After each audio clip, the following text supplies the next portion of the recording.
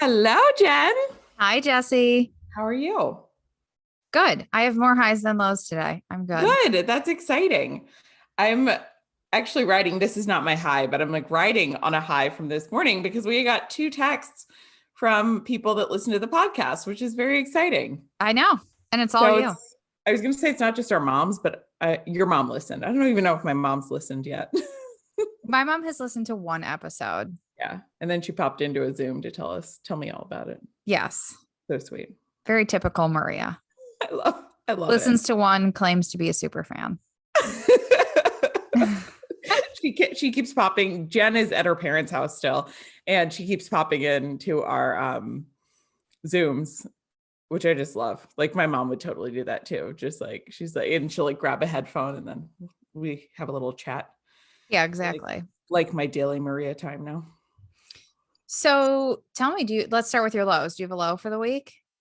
Yes. So my low is, I don't know about, I feel like the whole world has been getting crazy weather, but like, was it in May or June in Chicago? Like our basement flooded, and I shouldn't even say flooded because some people really like got like 4 feet of water. There were like three back-to-back crazy rainstorms, and anyway, our basement flooded. We ended up having to pay an outrageous amount of money to put like a backflow valve in the sewer pipe, which just like sounds so old. Like, who are It we is these old. days? It is old. But You that could have was like gone the on a really cool international trip if you weren't paying for backflow valves. one or two. Yeah. It's like, it's just like, ew, what? No one, I just wanted to call like my super and tell them to come fix it. And Right. there's no super. And so, yeah, we ended up having to do that. And then it fixed the huge flooding, but then we also realized there were like a couple cracks in our foundation that were like very slightly leaking. And so we wanted to fix those too. And US waterproofing came out, I think like last week, and the guy was great and everything, but it's just like another hit. It's not as expensive. It's only like a third of the price, but it's still just like, oh, like those like big home ownership, I don't know, prices of things just like hit hard. It's just like a It's like night. wedding planning. Everything just starts at Yes, 1,000. everything just starts adding up. And so it's just like, I'm hoping that, the foundation stuff is like, that's like generally the biggest. I don't know. Everything else, knock on wood, the house is like got renovated and new. And if we fix this, we won't have another what's it called for a while. But yeah, it's just like one of those super not fun adult things that like Yeah. you start like comparing prices and I'm like, damn, I could have like decorated the whole bedroom or like finished decorating my whole house for this price, Yeah. like, That's frustrating. oh, so, and then it's like that whole, I don't know, homeowners insurance thing. And I know it's what it's there for, but like old people are always like, well, that's how they get you. Don't make the claim because your premium will go up. I'm like, I don't really know what any of this means. I think I that's actually text, what I told you. So you're calling me an old person. well, you have like good homeowner. You've been a homeowner longer than I have. I always text Jen. Like I But text it actually like, wasn't an old person. It was me. well, I text like my parents, Kyle's parents, and then Jen to get like the trio of advice. And Jen always does good advice. But yeah, it's just like I don't know. You're always like all these things that your parents used to complain about. Like, Yeah. that what's the commercial? The Progressive commercial, like you become your parents. I'm like, I am becoming my parents. Yeah. Like when our house flooded, Jen was like, you got to go to Home Depot. You get a shop vac. Go to the one on North Avenue because that's what's it called store. I'm like, it's the flagship. They always have it in stock. Right. And it's just like so funny because like this is one of those things that my friends like who again like I've talked about them like my younger single friend, not younger, they're the same age, but my like single friends living in New York are like, what are you talking about and why are you always at Home Depot? Yeah, There's always something to get at Home Depot, there is. There is. So anyway, that's my low, is just like another big hit with the homeowner and homeowner life. But What's your high? my high is, oh God, what was my high? I just told you. Or is it the podcast? No. It's not the podcast is great. I had another high. You go through low first and then I'll think of my high. Well, mine's connected. So I have to start with my high, which takes us to my low. Okay. So I had my Peloton delivered from storage to my parents' house, which I'm Okay. ecstatic about because I'm one of those people who like has to work out 3 days a week. Jen is like, I feel like that's like, Kyle's the same way. It's like, that's like your Zoloft. Yes, that's my me time, and that is my Zoloft. Yeah, it's like, that's the only way. And I have been without it for 3.5 or 4 months now. Yeah. Coincidentally, also the whole time that I've been pregnant. So I just feel like a sloth. But I've been walking and things, but it's just not the same. So, anyways, my Yeah. Peloton was delivered, which I am so pumped for. Um, and it shows up and I take the bubble wrap off and it leads directly into my low. The cord is missing from my Oh, Peloton, which is just no. constant storage problems. So That's so annoying. Amazon to the rescue. A cord will be delivered today so I can be hooked back up. Oh, good. But it's been a bummer because I've been waiting, so excited. Yeah, it's And like, that's the still worst. is it? When you're so excited and then like something comes and it's like, I don't know, like I without mean, battery. literally the song that popped into my head immediately was Alanis Morissette. Isn't it ironic? Like immediately. So yeah, that is my low for the week, but all will be fixed. And in the grand scheme of things, that's a pretty easy low for the week. So I'm okay with that. Have you thought of your high? I did.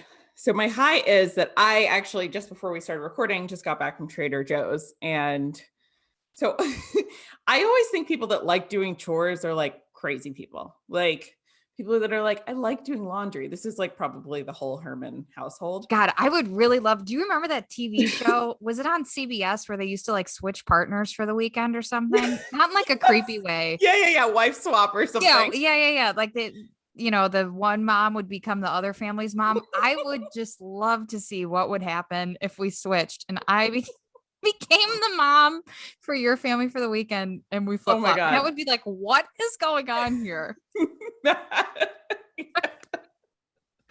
The food is delicious, but there's way too many plates in the sink.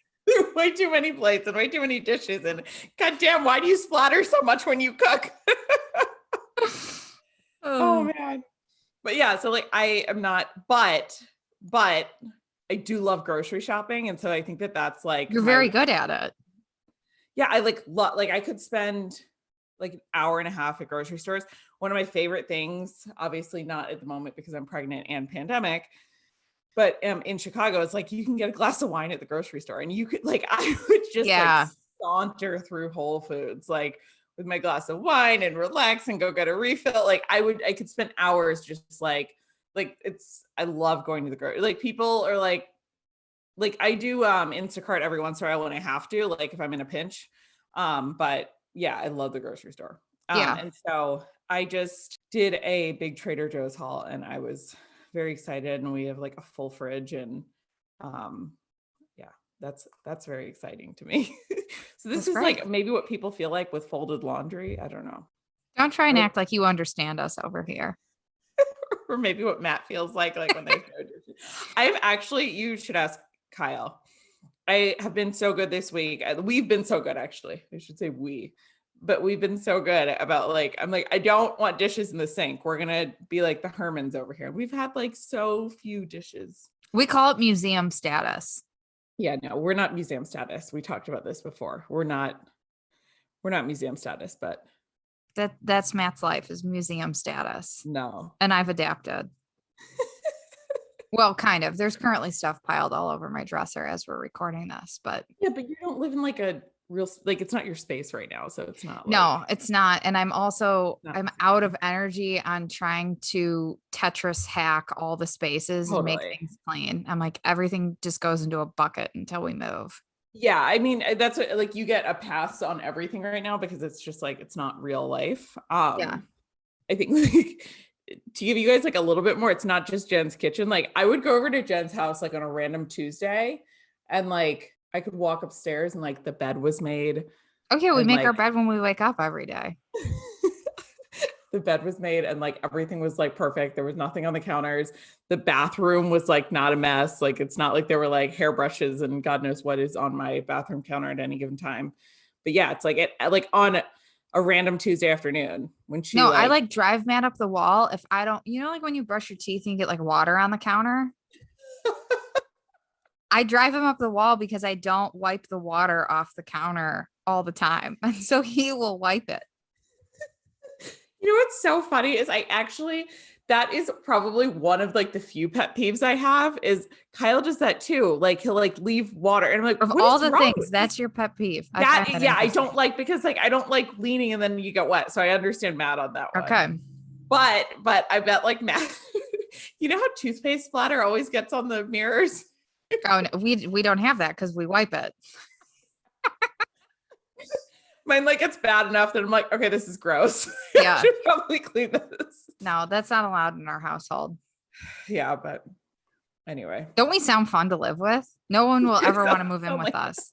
We're great hosts, though. If you want to come for a weekend, your room is always clean. There's towels on the bed. I will say you aren't like I never feel like I'm like when it I'm sounds in a your lot house. more rigid than it actually is. Yeah, I still make myself at home in their house is what I'm saying. Yeah, it's just at the end of the day, Matt and I pick it up. Yeah. It's funny because like we also throw great parties in a non-pandemic I love world. I'm like the worst. Kyle always like teases me because I like make myself at home in anyone's house. Like I'll like go through your fridge in like 2 seconds. Yeah. Jen laughed at me. It's like this big joke because I was like, "Where are your snacks?" Like Jen I hadn't was like, had snacks since I was like 8 years old at my parents' house. I was like, I don't like, have I a don't bucket know of what that snacks. means. I mean, he has some pouches. You want a pouch? She's like, "Do you want a pouch?" I was like, "No, like the snacks. Like, where's the snacks?" I started buying snacks after that comment. But yeah, I'll just like go through and Kyle's always like, you don't know these, like sit down. You can't just, and I'll like use people's kitchens too. I'll like cook in people's kitchens. I'm notorious for that. Like just making myself at home. Yeah. So should we tell them what we're talking about today? We should. This is a very Jen topic. Jen, honestly, anything with money you say is a Jen topic. Yeah, because you handle all the money. You guys, Jen could like, take all the money. I said this before, and like I would never know. Again, this is why every month I walk you through all the money. Don't try and steal from us because Jen will also take you down. But no, I drive Jesse crazy because I'm like, Jesse, there's this $14 charge, and we had this come in for $100. And Jesse's like, I don't care. Can you just tell me how much money I'm taking home? She just always like she'll like be like, oh, I accidentally charged this to this, so I'm gonna do this. And I'm like, okay, I trust you. I'm always consolidating bills that we have. I'm like always organizing things. And Jesse's like, cool. Just let me know what the bottom line number is. Yeah, I'm just like, just let me know what I need to do for you. But this is a really big one, I think. And one that I remember like when we first actually like way before Marketing Greenhouse and everything, when I first quit my job, I like was talking to you and you were like, well, how'd you price that? And I was like, I don't know. I put a price on it. And you were like, no, that's not how it works. But so today we're going to talk about how to price your services as a freelancer. And I guess this is like freelancer, contractor, business, whatever you want to call it. I think freelancer is just like a big umbrella word. So there's 2 different ways you can go about it. You can price things hourly, or you can price them by project. And I think the biggest call out to this, we'll walk through the differences between them, but the biggest call out that we had actually spoken to before, I think it was, I forget what episode number now, I'll take a look and see. But I think it was episode 3 around business mistakes you make. Be very specific about your scopes. Yes, very, very specific. Regardless of how you price things, scopes contain facts, and you can always go back to the scope because facts are friendly.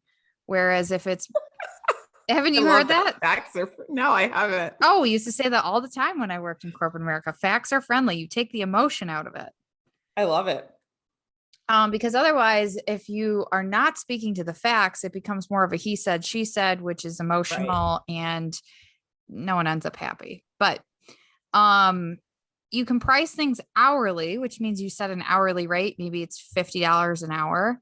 And then you can keep track of how many hours you work on a project. There's a good app I'll look up while we're chatting. There's a good app that helps with that as well, which is actually just called Hours Tracker, and it's free for your first I think 3 or 4 projects.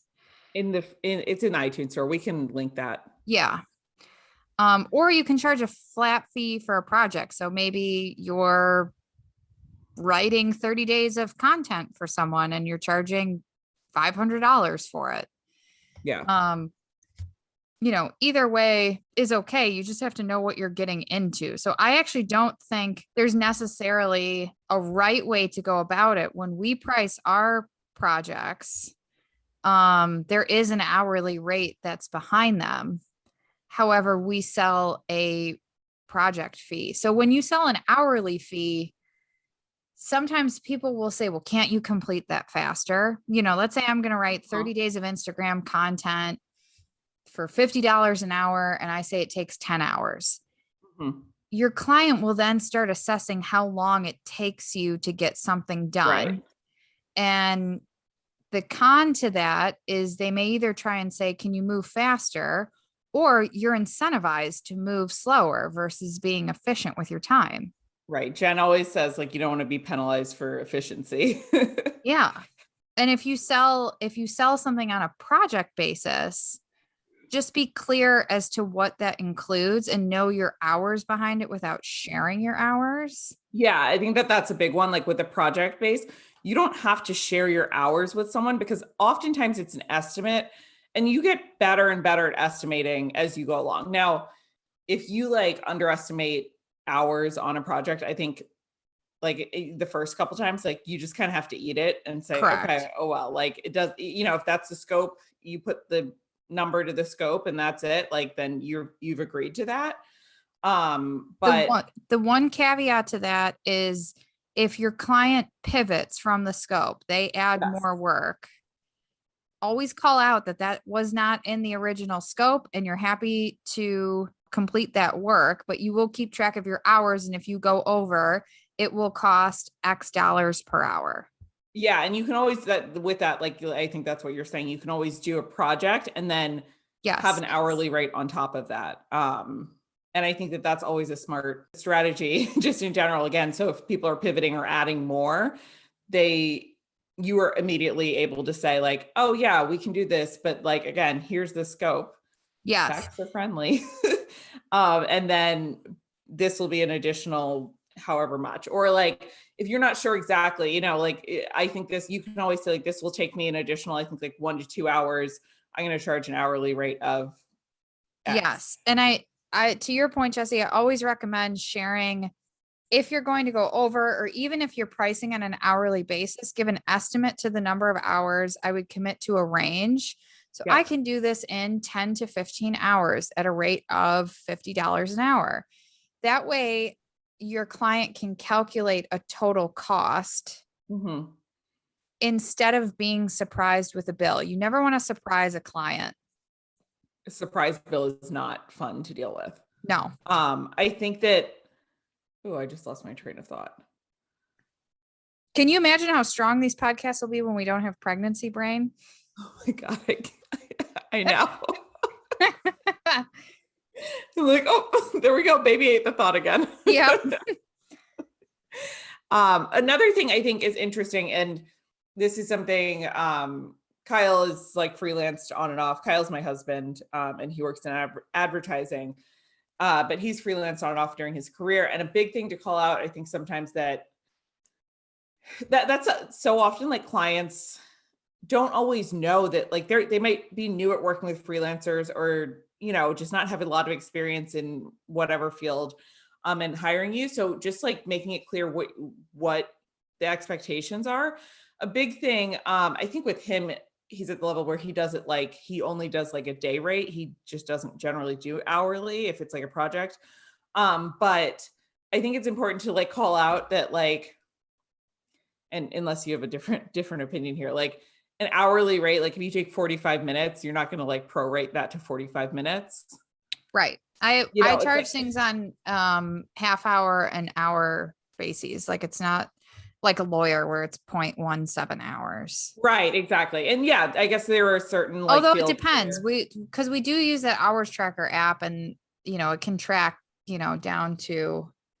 That's true. And so I think it's just like, be clear with yourself, like what what you're going to do, if it's going to be a half an hour, but like, you don't need to like, I think most people don't expect you to, but also call out the, like, you don't have to do like, if it's like 1/7 of an hour, like you don't have to charge for 1/7, you know what I mean? Like charge on the half hour or charge on the hour. The Don't key to make it. that is that you don't want to make your administrative work a huge chunk of what you're Yeah. doing. Yeah. You Because want to then that keep it adds as easy as hours. possible. Yeah. You could send someone like, hey, I'm just starting out. This is a scope I put together. And like, this is what I'm thinking of charging. Does that seem Yes. fair? Actually, I like your approach a lot better. Because you're Because, not putting someone on the spot. right. It's just kind of like, does this seem fair? Is this like in the range of what you would charge? Do you think it's too high or too low? But check people's websites. A lot of people put pricing on their website. Yeah. Yeah. So you can see what people are charging that way.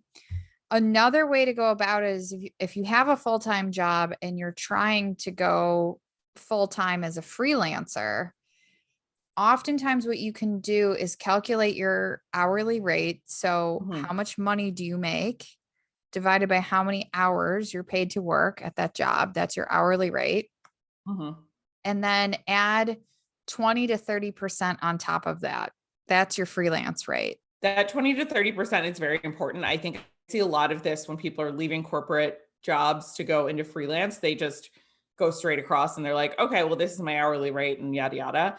And they're not considering all of the other things and all of the other benefits of corporate, or like a full-time job, which is literally your benefits and all the, and also like stability, insurance, God knows what else, whatever other perks that are technically part of your compensation, but not like in that number. So that's why you want to significantly bump up that salary. Also, because if you're working for someone, they're not taking on the liability and they have to pay premium for that.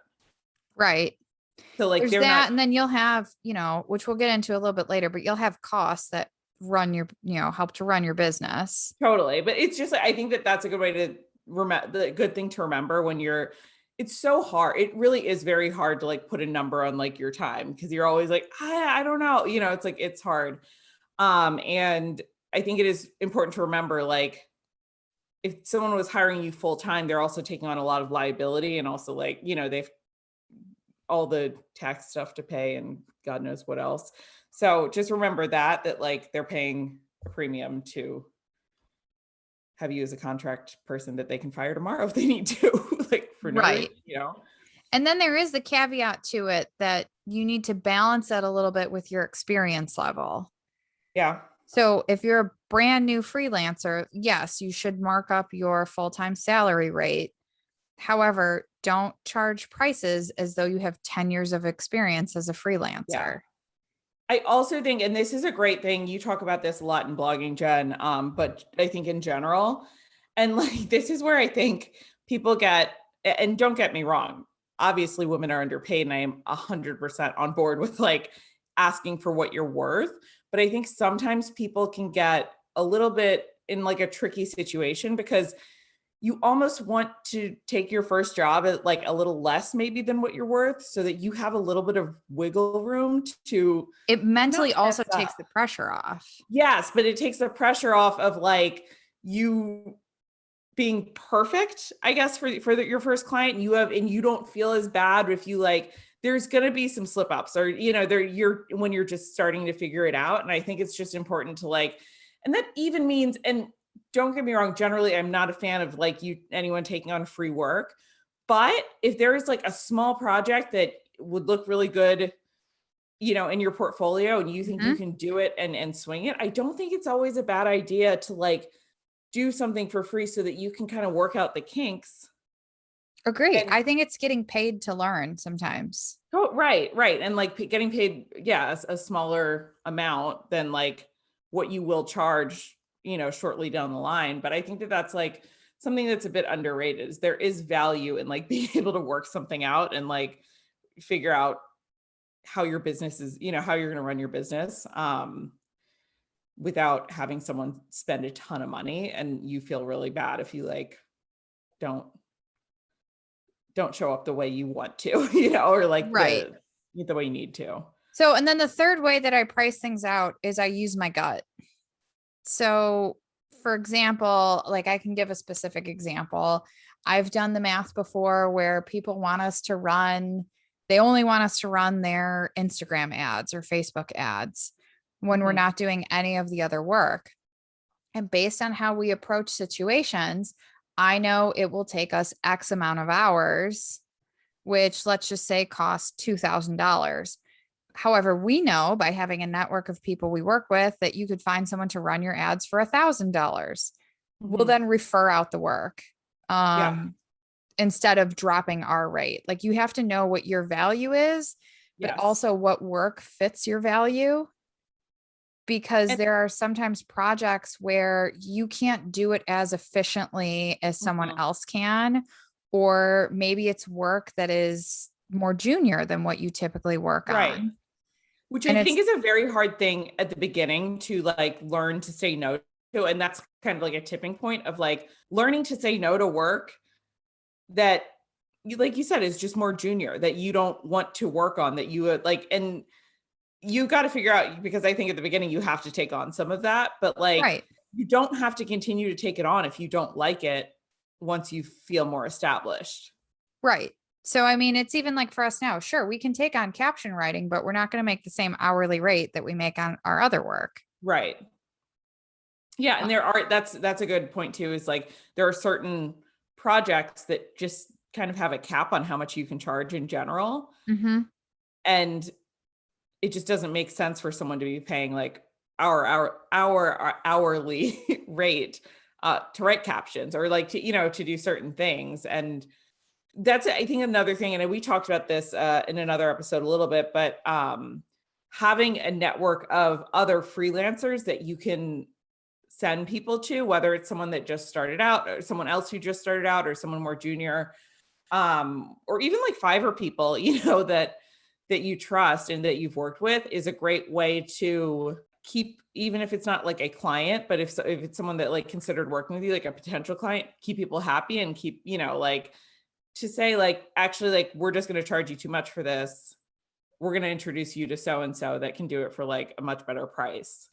I think that's a great way to keep people like, I don't know, spreading your name in a great way. Yeah. um and just like, I don't know, you're like, it's like, oh, you're always helping.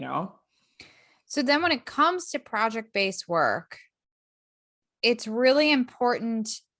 It doesn't matter whether you have priced it on a project basis or an hourly basis. Your first 10 times or so, keep track of your hours, because as you're creating the scope, you'll put an hour's estimate to how long something takes you. But it's Hmm. important to still track your time on that so that you can continue to provide accurate scopes. So, Yeah, because then the great part about how many scopes have we written at this point, Jen? I mean, it's definitely over 100. It's easily, it almost might be creeping towards 200 at this point. But Yeah.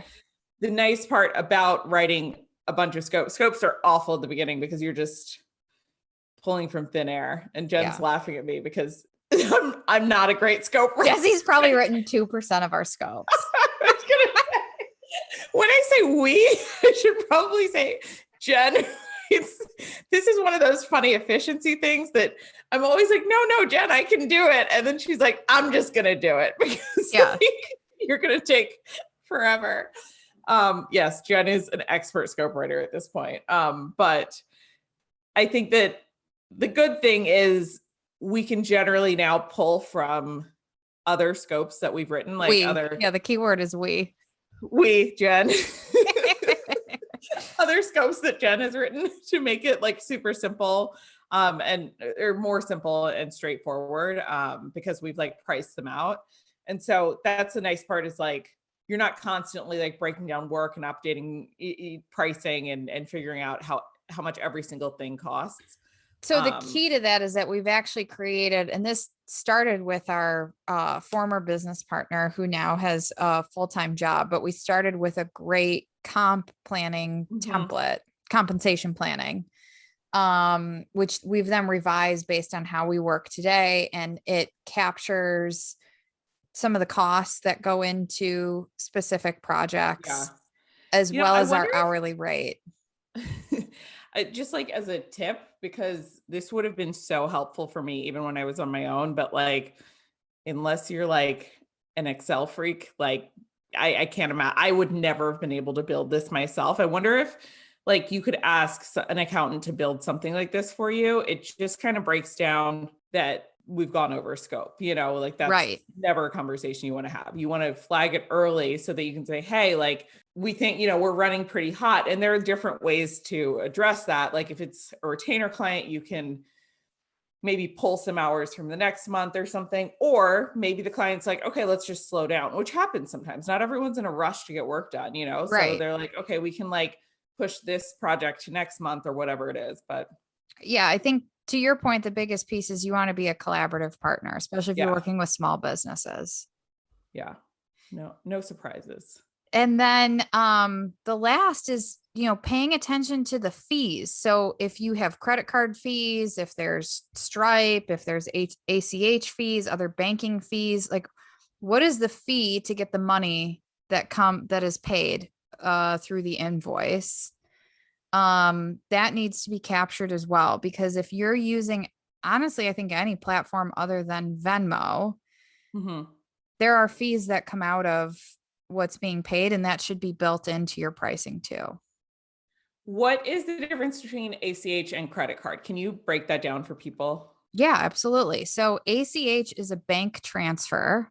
That's a cash transfer. It's like wiring money. That's wiring money from one bank account to another bank account. And there's typically a 1% fee for that. Okay. Credit card fees, which can come through Stripe. There's so many different platforms now. Almost every online invoicing system offers you a credit card option, but there's a Mm-hmm. 3% fee for that. So once your work climbs into the thousands, that quickly becomes 50, 100, $150 Yeah. very, very quickly. Yeah, I think that's an important thing that, clients, and we've had plenty of clients that like ask, like, can we pay with a credit card? And it's fine, you know what I mean? But just remember that, like, in depending on how big you are, but again, as you grow, those 3% fees can really add up. So it doesn't sound like a lot. And I think it's something that like a lot of people brush off, but I think it's something important to remember and also consider, like, are you going to accept credit cards? And if so, like, are you putting that preemptively into your scopes? Like, are Right. you adding that preemptively into your scopes to make sure that that's covered and that you're not taking the hit for that? So we have some pro tips. Should we jump into those? Yeah, We're such pros. we're such pros. Let's see. Oh, let's talk about discounts. Everybody's always So looking for a discount. this is like really important. I think it's, again, when you're new, but just in general, talking money, it's never fun, right? Like, I don't know anyone that's like, ooh, like I love discussing price with clients and negotiating. Maybe there are some people, but it's kind of goes back to what I think we were talking about before. It's, you don't have to say no. Like that, it doesn't mean that your work can never be discounted. If you really, there are a lot of reasons where you could discount your work. One, again, if you're new and you're just trying to get your portfolio going.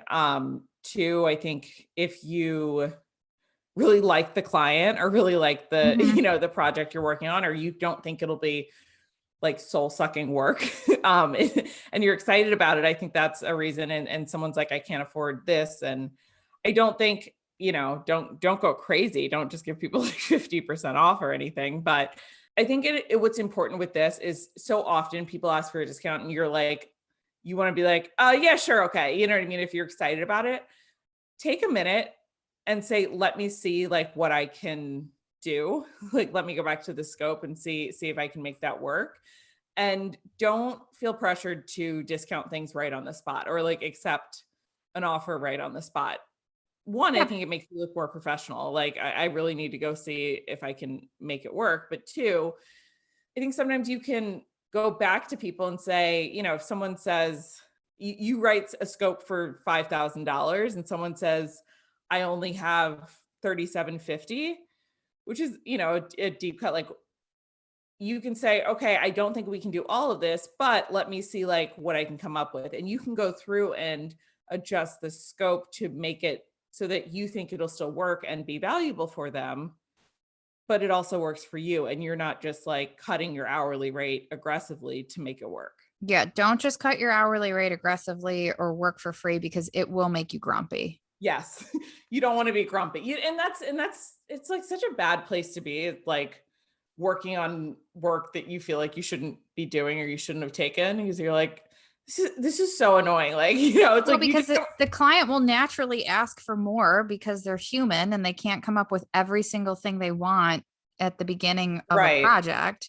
And so if you've already cut your rate and then they ask for more, you're going to be super grumpy and feel like you're being Mhm. taken advantage of. But the fact is, you're letting it happen. Yeah, I agree. But yeah, so just like remember that I think that it's important to know that like don't feel again, a lot of these like you see like on Instagram, like don't ever adjust your rate. Like I disagree with that. I think you can adjust and like I don't think it's realistic.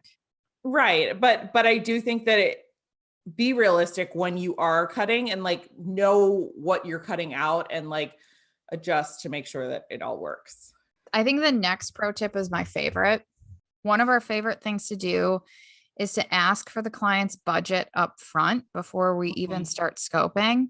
Now, the big caveat to this is if someone tells you they have $5,000, that doesn't mean you just build things until you get to $5,000. Correct.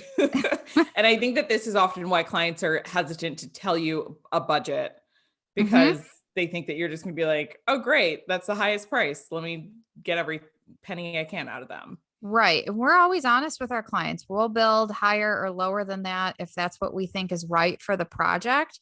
But it's also good to know if someone has a set budget in mind. Like we've run into situations where people are like, yeah, I need a full branding package and a new website and a digital strategy. And you're like, okay, great. And, in our minds, we're like, oh, this is awesome. This is going to be multiple months of work. This Yeah. is like $20,000. And then like, and I have a budget of 3750. Right. And then I think we learned our lesson quickly on this one, but I think what happens sometimes with that is early on we would go build this scope and present Correct. it to them and then they'd be like, "Oh, no, I only have $400." And you're like, "Oh, okay. Well, I'm glad I've already spent $400 worth of time Right. writing this scope."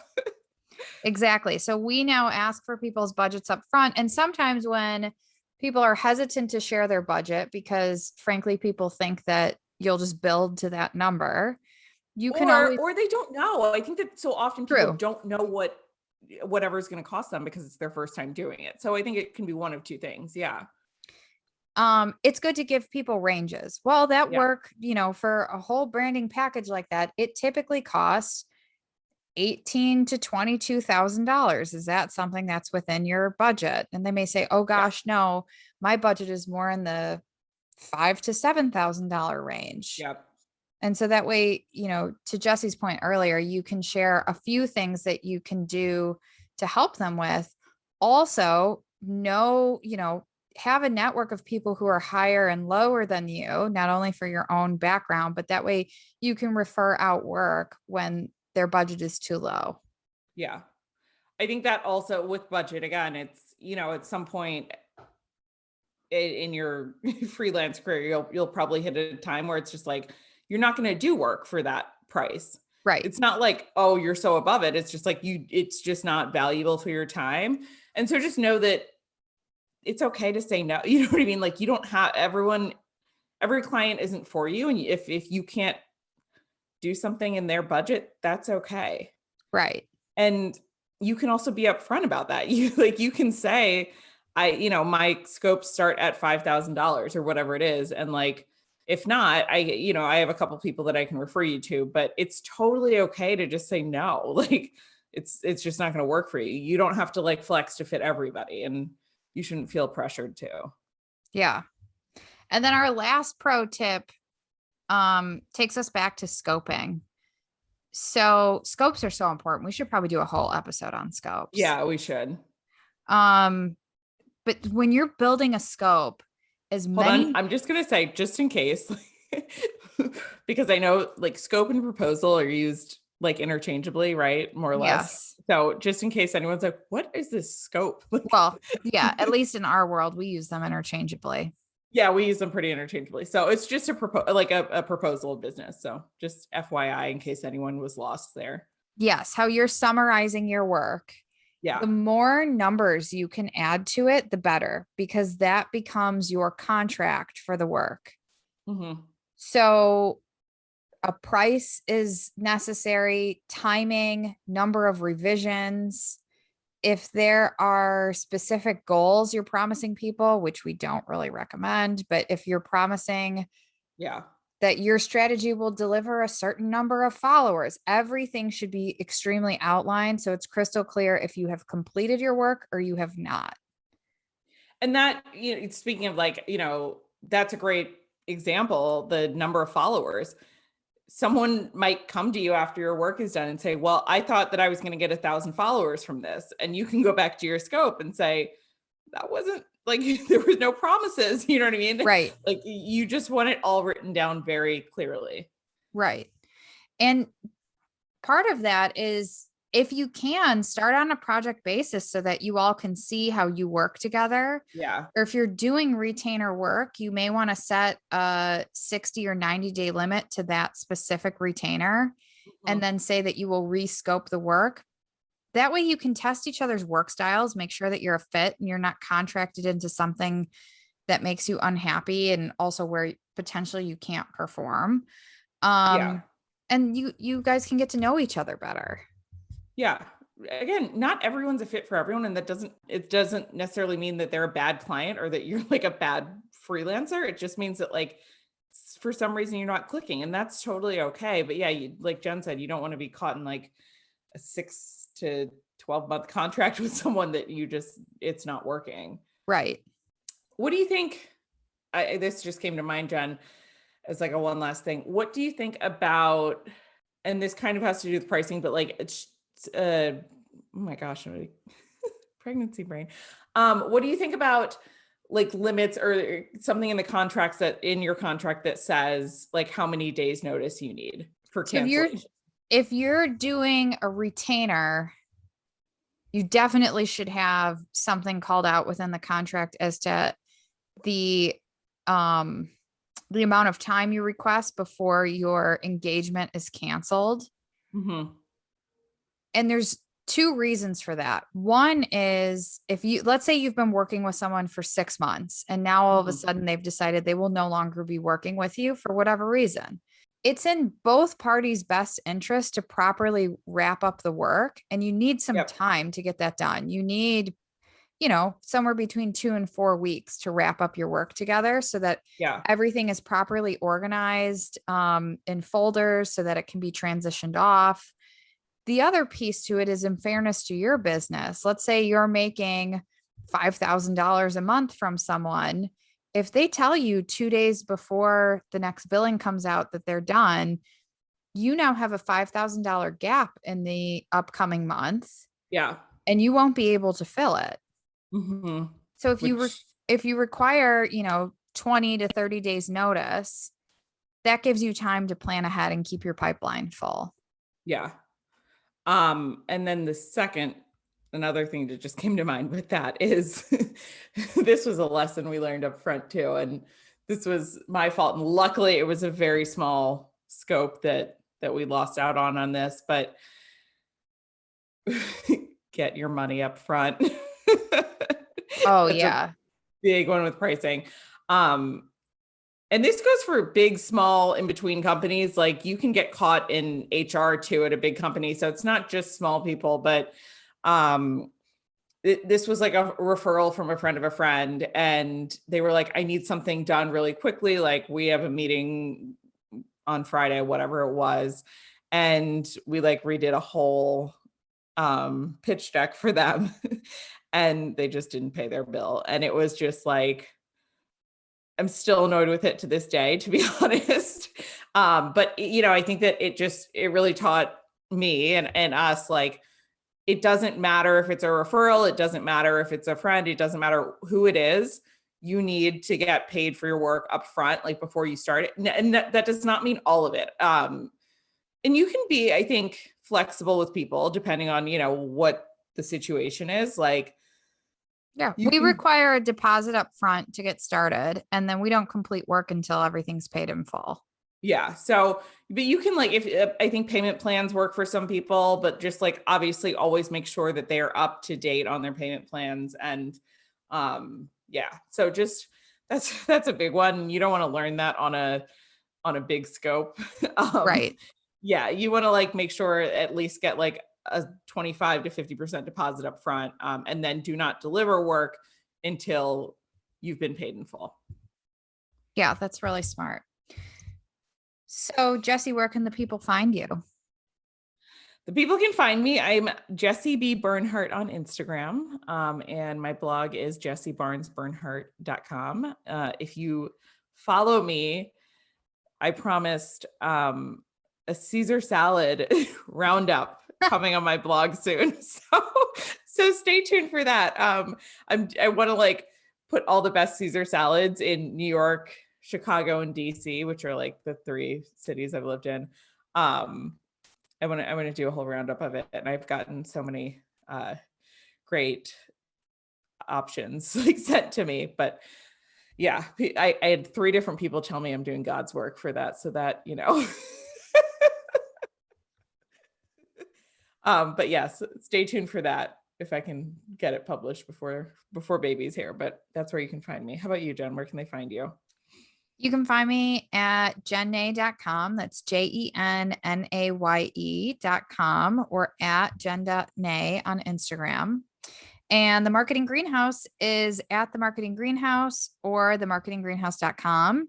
And if you like this podcast, we would absolutely love if you would leave us a review on Apple Podcasts. Yes, we would love it. Tell us, especially if you give us 5 stars.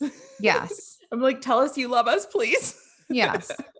No, we would seriously appreciate it.